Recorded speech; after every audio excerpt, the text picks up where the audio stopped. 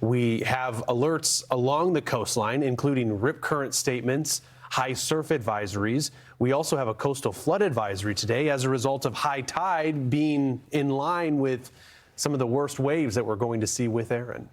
And we do want to take it to the beach. We have Fox Weather Correspondent Robert Ray joining us out of Isle of Palms this morning. Robert, you were in the U.S. Virgin Islands, St. Thomas, when Erin was a Category 5 at its peak intensity so far through its journey. Now we see it yet again intensifying, yes, and still hundreds of miles away from you there in South Carolina, but noticeably the waves quite large. Yeah, it's been amazing to see the evolution of Hurricane Erin. I mean, really, to cover a hurricane with tropical force winds in the Caribbean is like nothing else. It's a phenomenal example of what these systems can do and the fury of nature, even though it was literally well over 100 miles from shore in the Virgin Islands and the impacts. And now we see the waves kicking up here in Isle of Palms, South Carolina, just to the north of historic Charleston.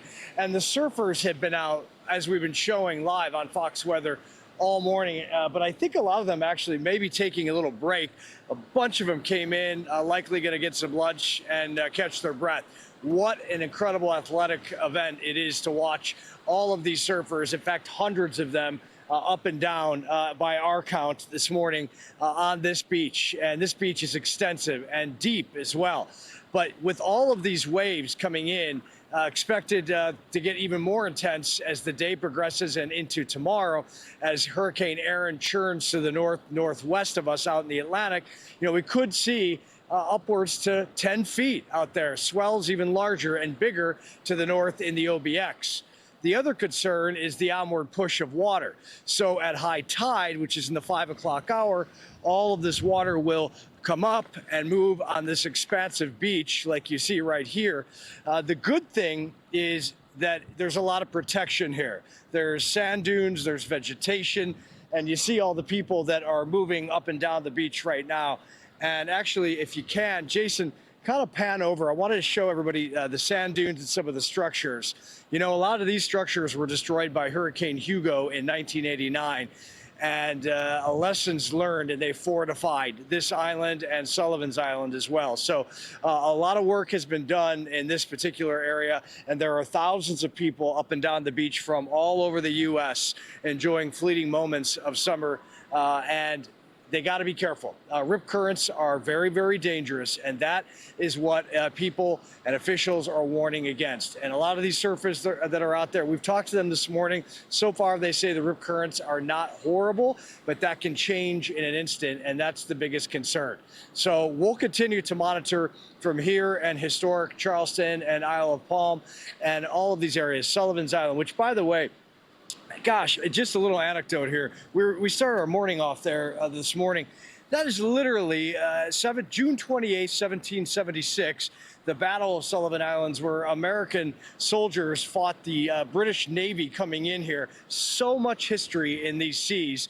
And obviously another battle going on in the Atlantic as Hurricane Erin is, well, perhaps re-strengthening once again.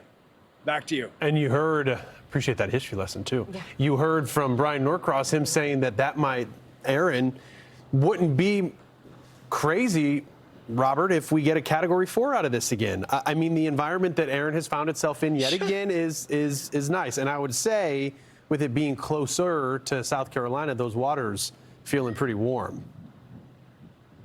Oh, they're so warm, so warm. I mean, it's like a bathwater, essentially. It's not 90 degrees, but it's up there. It's mid-80s as far as the temperature goes.